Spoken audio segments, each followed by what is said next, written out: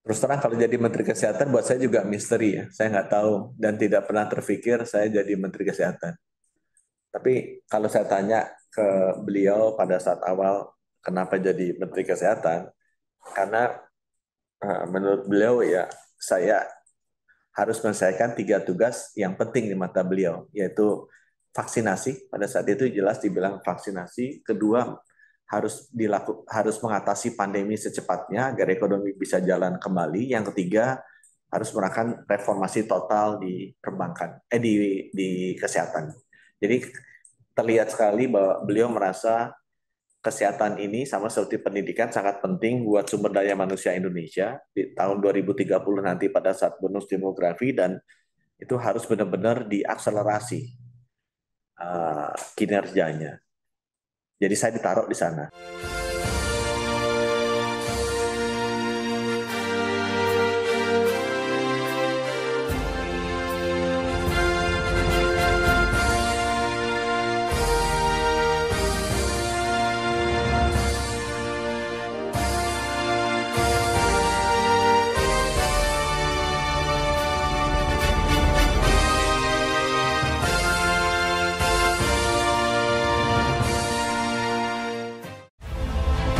Nama saya Bambang Satono di kanal Inspirasi untuk Bangsa. Ini juga pertama kali nulis IPB sebenarnya sebelum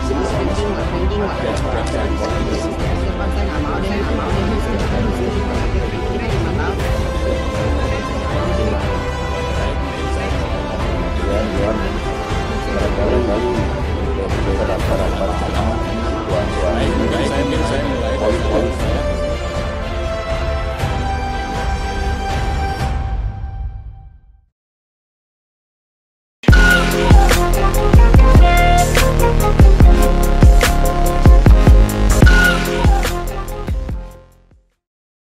Assalamualaikum warahmatullahi wabarakatuh. Salam sejahtera untuk kita semua.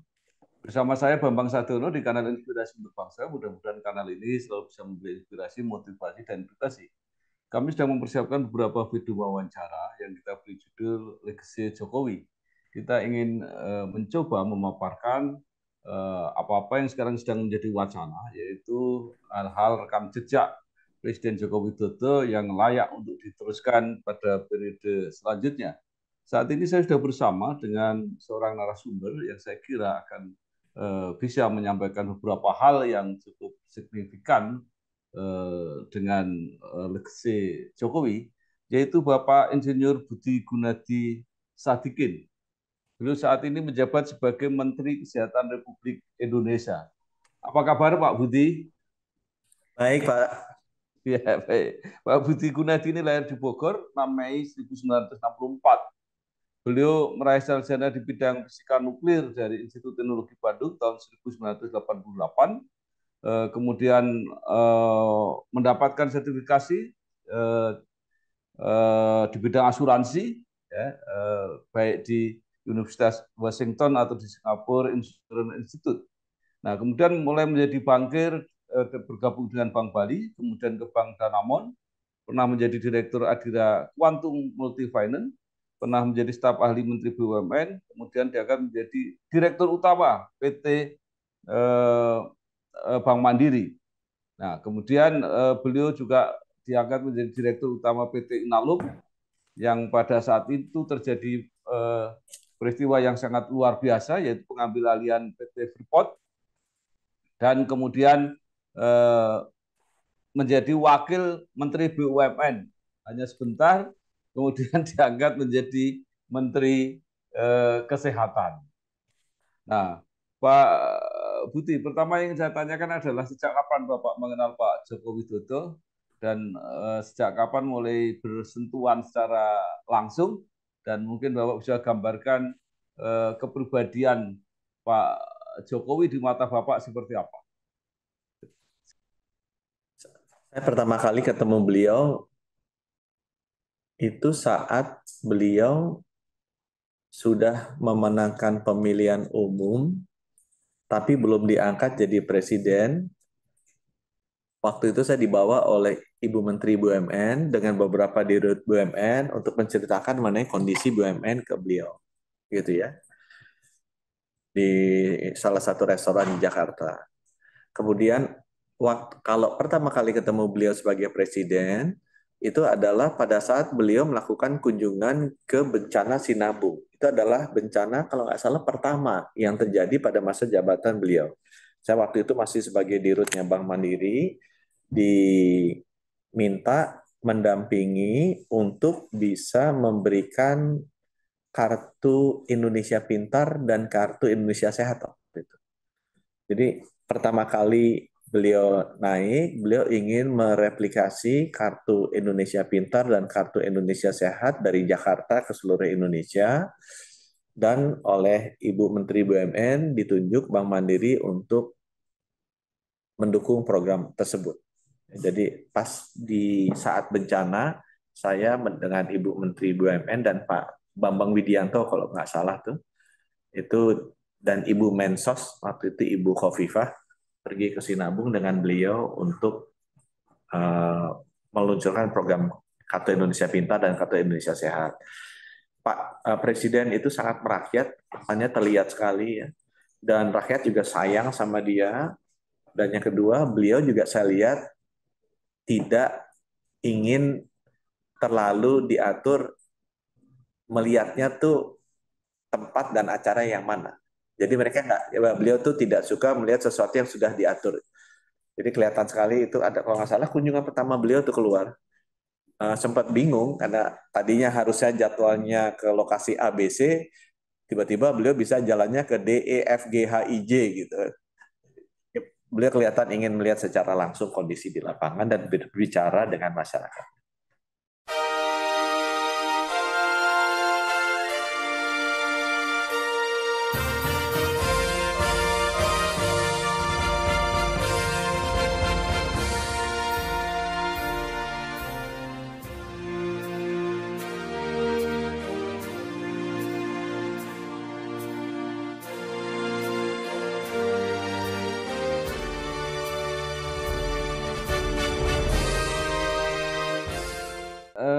Salah satu yang sangat monumental ya, yang dianggap sangat monumental selama masa kerja Pak Jokowi adalah pengambil alihan PT Freeport, ya, sebagian saham PT Freeport. Nah, yang menarik adalah yang ditugasi adalah Bapak pada saat menjadi Direktur Utama PT Inalum, yang kemudian menjadi holding Main ID.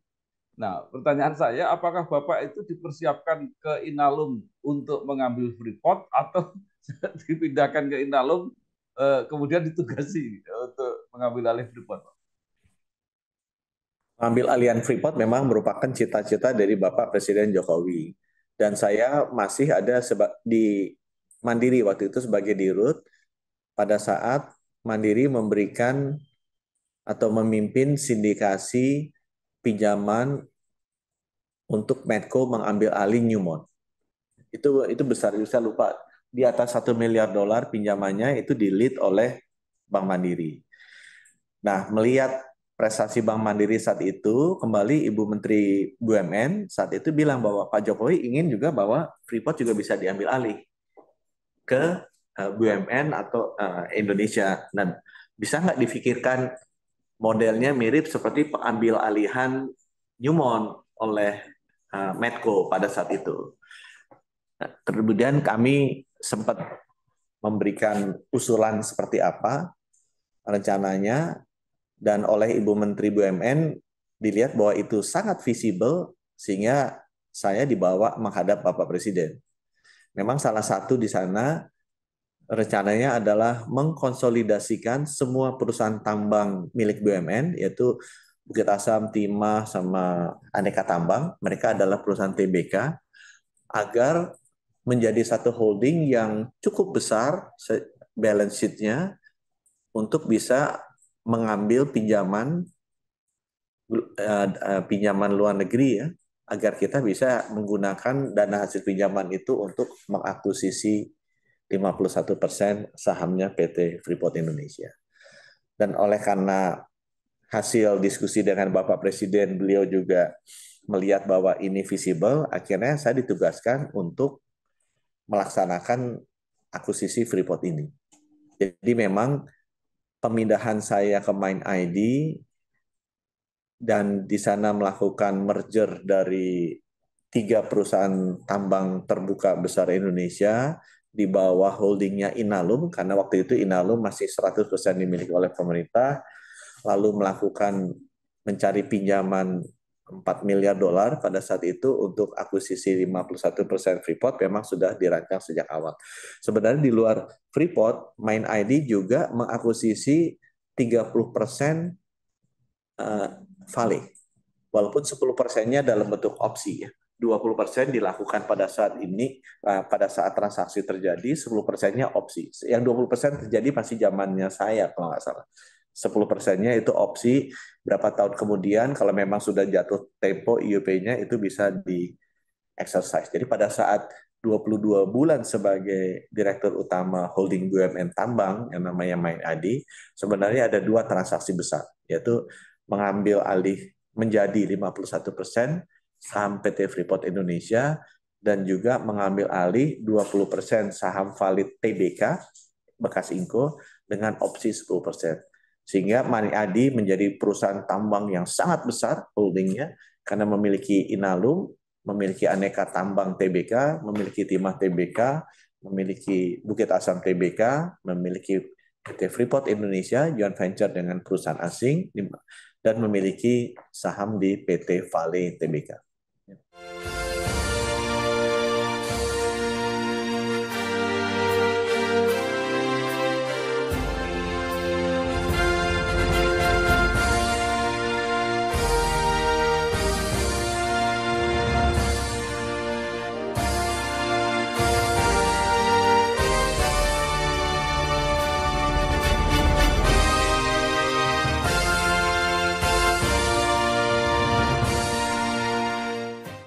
Pak, apakah model ini yang ternyata berhasil itu masih akan bisa diteruskan untuk mengambil alih saham-saham di perusahaan asing yang sekarang masih ada? Ya, karena saya sekarang sudah di kesehatan, jadi sudah agak ketinggalan. Tapi dengan adanya integrasi ini, Inalum yang tadinya profitnya saya masuk mungkin sekitar 1 triliun, saya kan 22 bulan di sana ya, tahun keduanya sudah saya lupa atau berapa, 4 triliun, mungkin sampai 6 triliun, tahun ketiganya sudah belasan triliun gitu kan. Sekarang saya rasa mungkin sudah mendekati 30 triliun. Jadi dari 1 sampai 30 kali lipat itu bisa terjadi sejak saya masuk di sana 2019 ya, apa 2018 aku lupa, sekitar tahun itulah, mungkin 2018 saya menjadi dirut utama Inalum ya. Jadi dalam berapa 3 tahun, 4 tahun bisa 30 kali lipat. Jadi merupakan contoh, dan saya rasa Mind ID sudah jadi masuk top 10 atau top 5 mungkin sekarang ya dari BUMN dengan profitability terbesar di luar perbankan dan Pertamina. Mungkin sudah lebih dari beberapa bank pemerintah. Mungkin hanya kalah dari Mandiri dan BNI. Kalau ininya mungkin sudah di atas PLN, mungkin juga sudah di atas Telkom profitnya ya tahun ini ya. Tinggal di bawah Pertamina saja. Nah, Pak Budi, bisa Bapak gambarkan ya kisah sukses pengambil alihan Freeport itu saat ini posisi seperti apa, Pak? Apakah modalnya itu sudah kembali gitu pinjamannya dan sebagainya itu supaya masyarakat paham apa yang sekarang sudah dicapai? Kita pinjam untuk akuisisi Freeport itu 4 miliar dolar ya. Seingat saya waktu itu profitnya Freeport itu sekitar 2 miliar dolar. Cuma kita masih, itu net ya, after tax. Jadi kita masih ada waktu transisi, saya lupa kalau nggak salah sampai 2023, di mana secara bertahap kita naiknya tidak langsung ke 50. Karena sudah ada existing shareholder agreement dengan Rio Tinto pada saat itu yang kita ambil alih. Jadi existing agreement-nya kita tidak rubah.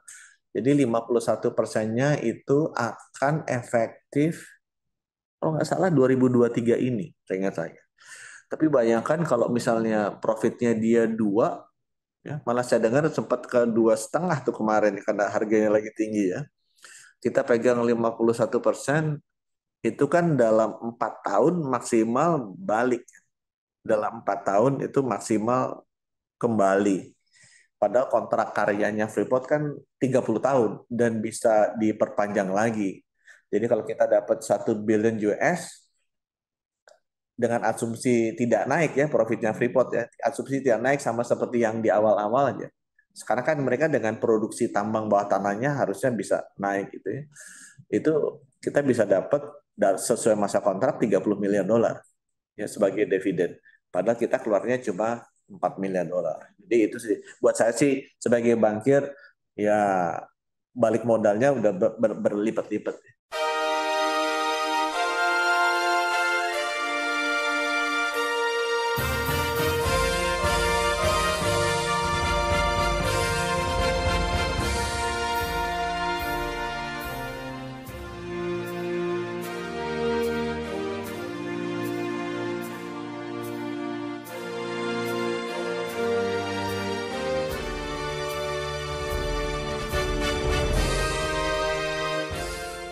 Iya. Jadi ini benar-benar apa Pak ya, kisah kisah sukses yang berhasil lah itu pengambil alihan itu gitu Pak ya. Ya. Baik, selain Freeport, Bapak ini juga apa ya, terlibat dari kebijakan Presiden Jokowi yang mungkin agak di luar apa ya, di luar kebiasaan. Setelah kembali ke Menteri BUMN sebentar, tiba-tiba Bapak dipindahkan menjadi Menteri Kesehatan. Nah, apakah memang Bapak dipersiapkan ke situ atau tiba-tiba saja karena ada sesuatu yang membutuhkan Bapak dipindahkan menjadi Menteri? Terus terang kalau jadi Menteri Kesehatan buat saya juga misteri ya. Saya nggak tahu dan tidak pernah terpikir saya jadi Menteri Kesehatan. Tapi kalau saya tanya ke beliau pada saat awal kenapa jadi Menteri Kesehatan, karena menurut beliau ya saya harus menyelesaikan 3 tugas yang penting di mata beliau, yaitu vaksinasi. Pada saat itu jelas dibilang vaksinasi. Kedua, harus mengatasi pandemi secepatnya agar ekonomi bisa jalan kembali. Yang ketiga, harus melakukan reformasi total di perbankan, di kesehatan. Jadi terlihat sekali bahwa beliau merasa kesehatan ini sama seperti pendidikan sangat penting buat sumber daya manusia Indonesia di tahun 2030 nanti pada saat bonus demografi, dan itu harus benar-benar diakselerasi kinerjanya. Jadi saya ditaruh di sana. Saya kalau lihat vaksinasi mencoba hubungkan sendiri ya, tetap itu misteri. Saya tidak menanyakan ke beliau kenapa bisa keluar nama saya. Tapi kalau vaksinasi memang waktu saya Wakil Menteri BUMN sebelumnya saya membawahi perusahaan farmasi dan rumah sakit holdingnya. Sehingga negosiasi dengan semua perusahaan-perusahaan produsen vaksin itu dilakukan di tempatnya saya. Itu mungkin salah satu pertimbangan, jadi kontinuitasnya adalah karena yang negosiasi dengan Pfizer, AstraZeneca kan dari tempatnya BUMN di bawah saya, dengan Sinovac juga. Kemudian untuk transformasi, mungkin beliau melihat sempat ada diskusi sedikit pada saat itu adalah bahwa krisis terbesar yang pernah terjadi di Indonesia kan krisis keuangan 98. Itu mulainya dari krisis perbankan. Jadi ya harusnya Pak Menkes sudah tahulah kebijakan apa yang kita bikin salah, kebijakan apa yang kita bikin benar. Yang nomor 2, beliau juga sampaikan setiap kali ada krisis besar, Indonesia tuh selalu bisa melakukan reformasi yang baik dan masif gitu. Jadi contohnya kan krisis keuangan di 298 itu kan mulai dari krisis perbankan sebenarnya. Krisis perbankan jadi krisis kurs, jadi krisis keuangan, jadi krisis sosial, jadi krisis politik gitu kan. Terus teramplifikasi sehingga digantilah itu presiden yang powerful saat itu, dan juga undang-undang dasar aja sampai berubah gitu kan gara-gara krisis. Tapi itu kan berubah ke arah yang lebih baik.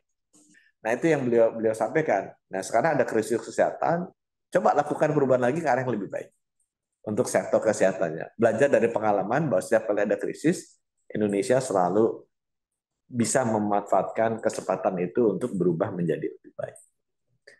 Saya menebak-nebaknya seperti itu ya, tapi karena saya benar-benar ini apa tidak pernah terfikirkan untuk menjadi menteri kesehatan.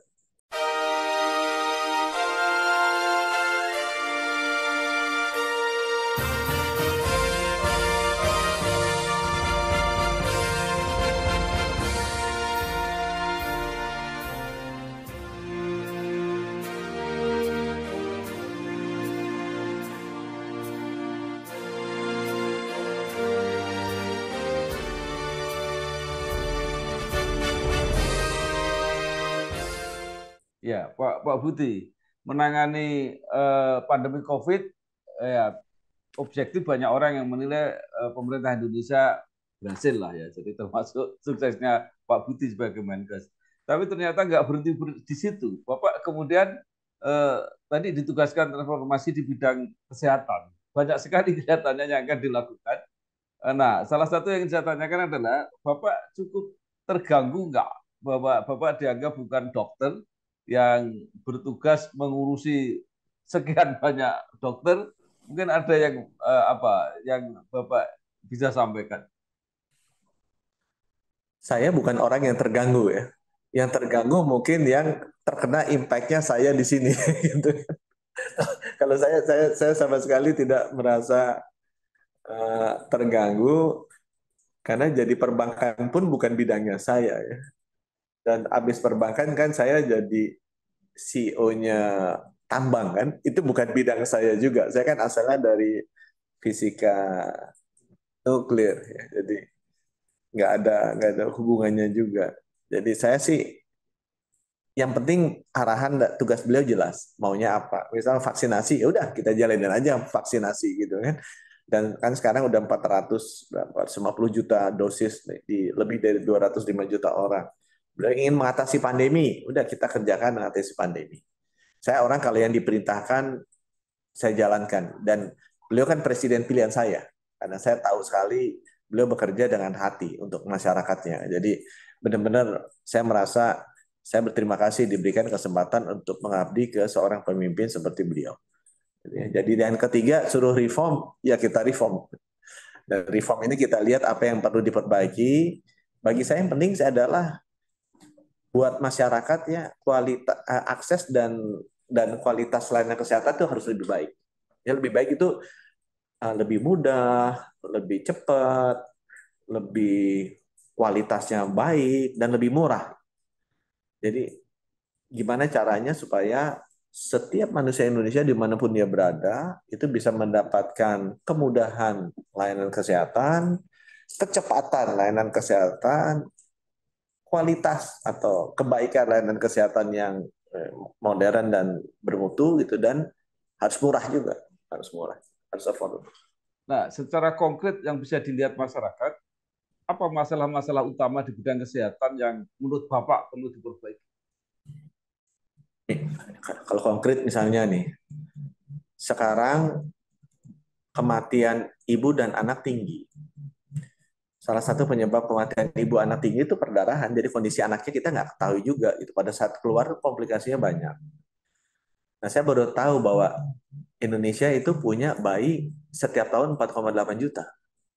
Mirip sama penduduk Singapura tuh. Penduduk Singapura 5 jutaan lebih. Jadi kita setiap tahun nambah satu Singapura di Indonesia. Nambahnya ya tiap tahunnya, bukan ini ya. Nambahnya tuh satu Singapura. Dari 4,8 juta itu yang meninggalnya kan tinggi kita. 20 yang 24 tuh bayi apa yang ibu? Kalau nggak salah yang bayi itu 24 per 10.000 bayi ya. Tuh, kita mau turunin kalau nggak salah di angka 12 apa di 2030. Ya. Di 2024 maunya ke 16. Sekarang baru turun ke 19. Negara maju tuh udah di bawah 5. Gitu kan, jadi jauh banget gitu ini ya. Nah, saya baru tahu bahwa bayi itu 4,8 juta banyak lahir di puskesmas. Paling banyak tuh di sana. Nah, dari puskesmas ternyata nggak punya USG. Yang punya USG waktu saya masuk, saya ingat tuh 2.200-an. Jadi 20%-an yang punya USG. Jadi saya bilang tuh ke ibu-ibu hamil, kalau ibu hamil melahirkan anak sempat di USG, ibu tuh termasuk ibu-ibu elit. ibu-ibu yang mendapatkan rezeki dari Allah karena hanya 20% dari ibu-ibu hamil di Indonesia bisa lahir di USG. Karena alatnya nggak ada gitu kan. Jadi kemarin kita beliin dan karena alatnya nggak mahal-mahal juga, cuma nggak pernah dilakukan aja dulu. Jadi kita beliin, kasih ke puskesmas, tadinya rencana sampai 2024, tapi rupanya senang ibu-ibu. Kalau di USG kan bisa kelihatan bayinya senang kan, apalagi bisa kelihatan laki sama perempuan, itu kan buat seorang ibu senang sekali dia. Jadi laku, Pak Presiden datang, dia lihat loh, Bu, itu kamu beli di USG? Iya Pak, kenapa? Iya, habis banyak yang meninggal, mereka nggak di USG, gimana kita tahu kondisi bayinya di dalamnya seperti apa? Oh masa iya nggak di USG? Iya nggak ada USG-nya. Kamu ada anggaran? Ada Pak, saya udah siapin sampai 2024, 10.000 puskesmas punya. Tapi Pak Presiden bilang, udahlah dipercepat. Jadi 2023 ini akan punya.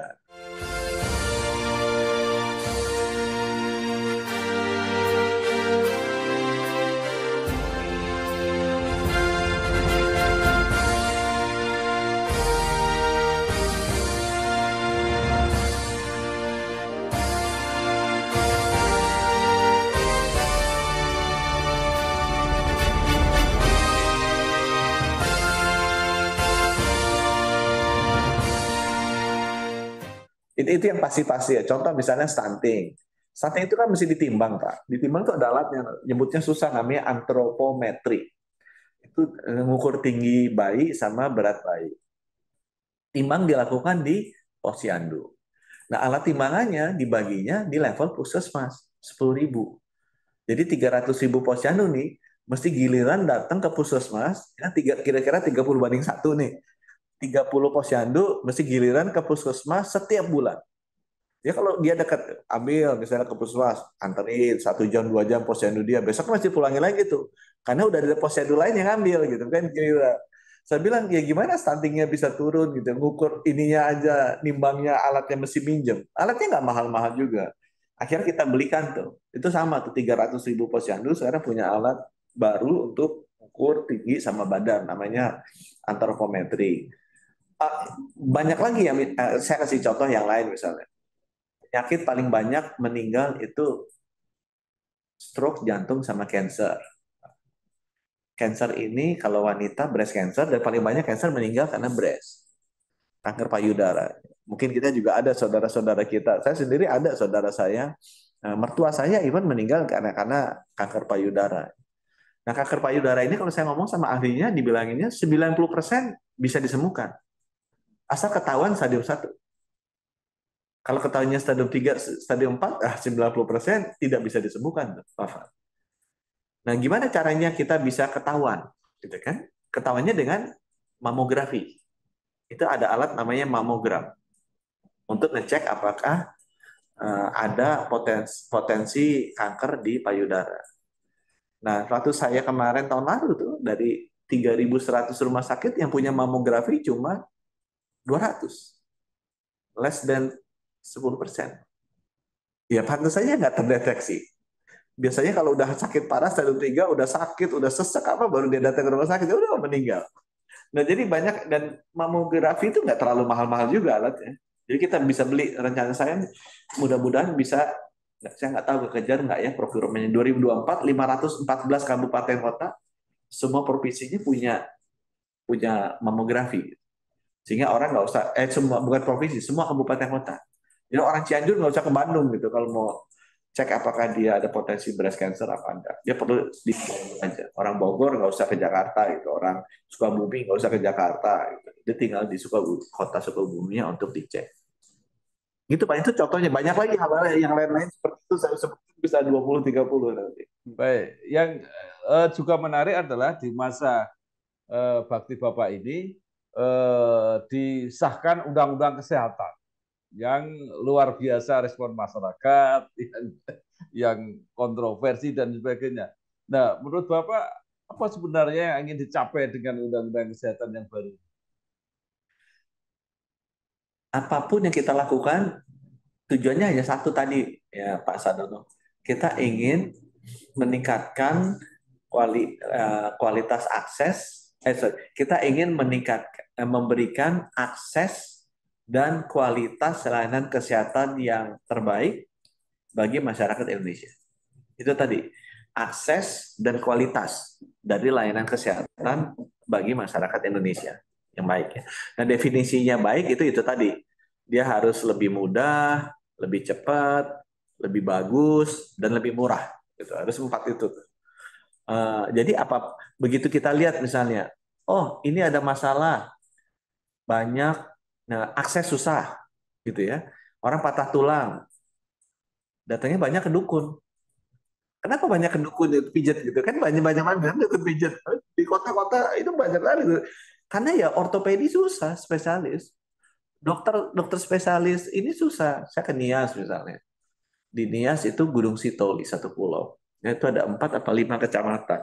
Saya ke Nias Utara itu 2 jam, apa 2 sampai 2,5 lah dari Gunung Sitoli.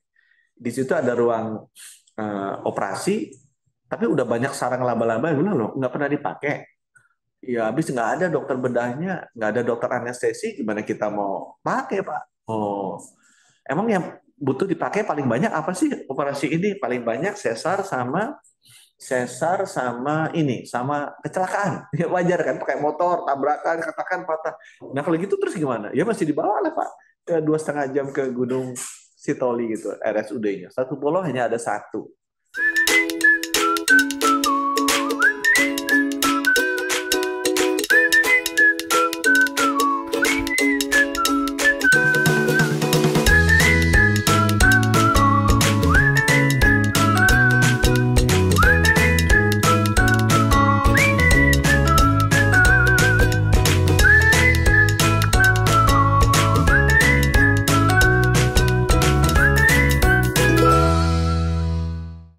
Jadi kan ada masalah mengenai dokter kan, jumlah dokter dan dokter spesialis.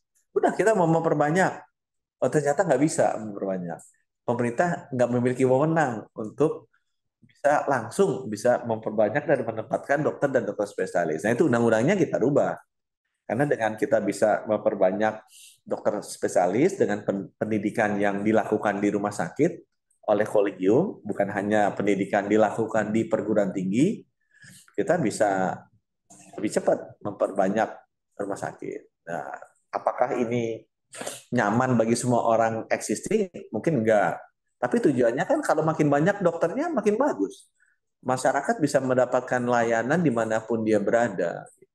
Ya itu contohnya. Ada banyak lagi yang lain, misalnya yang paling rame, rekomendasi dari organisasi profesi. Kan rame tuh. Dulu misalnya ada orang mau praktek ke rumah sakit tertentu di Jakarta, atau mau bisa yang Jakarta deh, misalnya Jogja, saya suka ambil contoh, kurang tuh anestesinya. Ada orang mau masuk ke sana ke rumah sakit ke Jogja. Itu kan izin prakteknya butuh rekomendasi dari seniornya di sana. Nah kalau seniornya merasa aku nggak cocok sama dia, nggak kita maunya segini aja deh supaya jangan ada yang baru yang masuk. Iya nggak bisa praktek dia. Padahal kita butuh gitu. Karena buktinya susah orang akses ke dokter. Kalau dapat akses mungkin ketemunya cuma 3 menit, 2 menit gitu kan. Mesti pindah ke yang lain. Dokter-dokter prakteknya tuh sampai pagi-pagi, 400 pasien, 300 pasien. Ya kalau jadi waktunya jadi kurang. Ya, kalau teman-teman suka bilang beda kalau di Malaysia sama Singapura kan diajak ngobrol, ditanya penyakitnya apa, mungkin bisa konsultasi 15 menit sampai 30 menit kalau kita memang penyakitnya parah. Ini kan nggak terjadi karena memang kurang. Nah itu saya bilang ya udah nggak usah lah butuh rekomendasi. Emang kalau ternyata kurang langsung aja diterbitkan. Nah itu kan yang bikin kontroversi. Tapi tujuannya bukannya mau apa negatif ke yang lain enggak, agar supaya jumlah dokternya meningkat sehingga layanan kesehatan masyarakat aksesnya lebih bagus. Itu yang menyebabkan organisasi dokter ID tidak masuk lagi dalam undang-undang. Ya itu juga salah satu yang rame. Ya. Sekarang saya sampaikan, saya diskusi juga sama teman-teman di organisasi profesi kan. Organisasi profesi adalah organisasi dari, oleh, dan untuk profesi. Jadi yang masuk di sana adalah yang profesinya sama. Yang bekerja ya juga mereka-mereka juga buat organisasi. Hasilnya apa? Ya untuk profesinya juga. Saya nggak merasa bahwa pemerintah harus intervensi seperti zaman Orde Baru dulu kan. pegawai negeri harus ini gitu kan. Ya dulu kan begitu ya.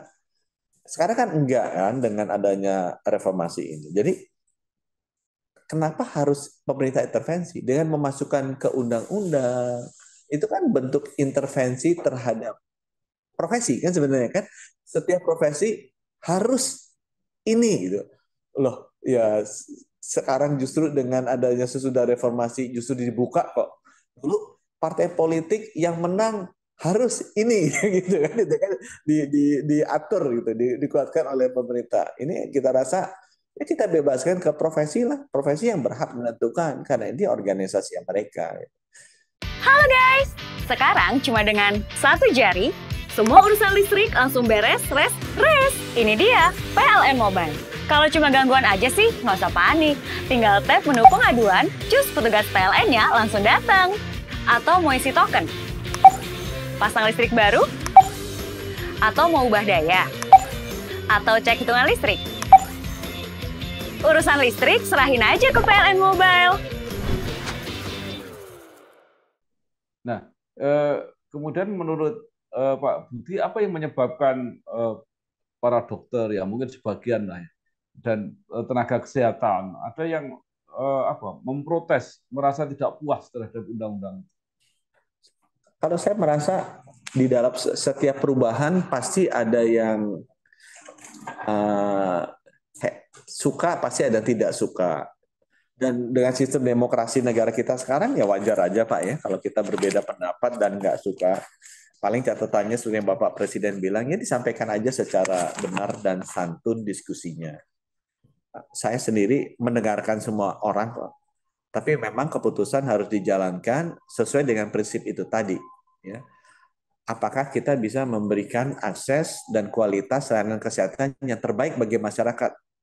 Bukan terbaik bagi presiden, terbaik bagi menteri, bukan terbaik buat dokter, bukan terbaik buat rektor, bukan dekan FK, atau bukan terbaik juga buat penyiar TV gitu kan.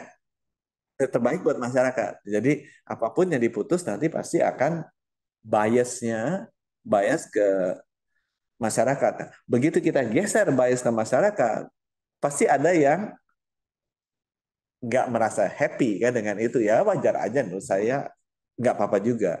Karena begitu misalnya harga obat diturunin, itu buat masyarakat bagus kan? Ya kan ada yang nggak senang kan dengan harga obat turun gitu kan? Misalnya dokter dibanyakin, buat masyarakat bagus kan? Ada yang kelompok yang nggak senang kan, kenapa dokternya jadi banyak? Nah itu kan nggak apa.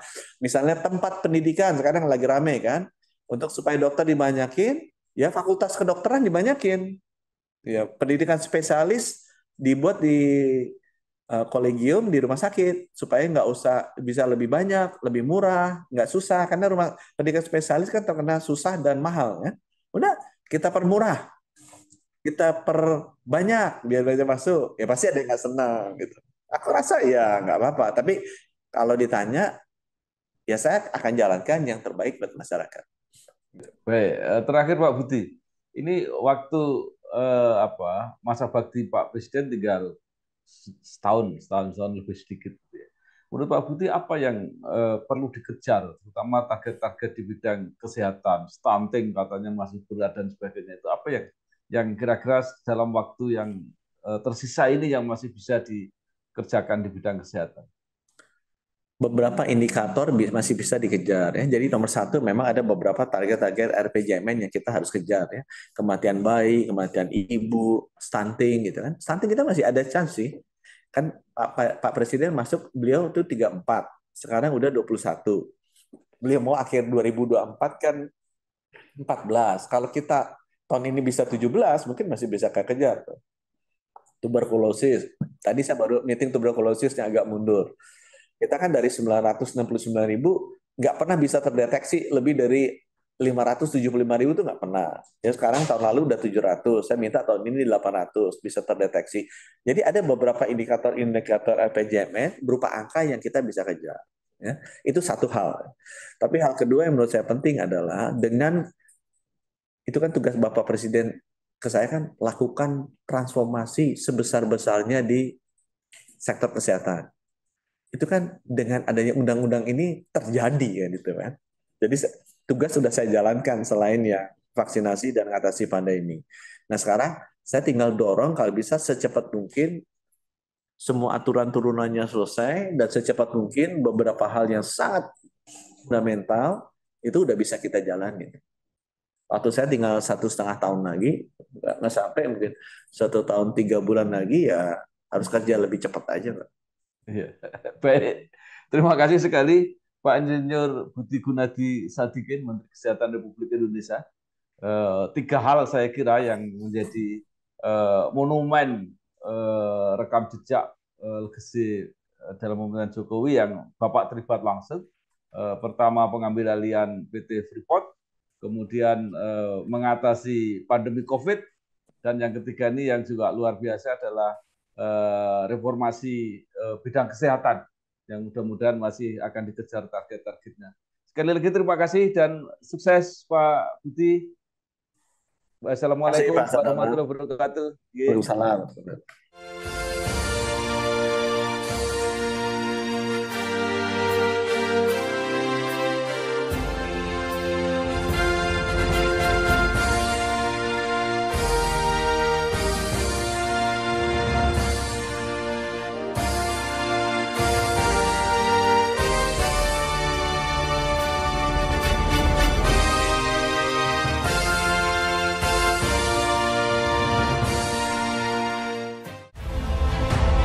Saya Bambang Satono di kanal Inspirasi untuk Bangsa. Ini juga pertama kali nulis IPB sebenarnya sebelum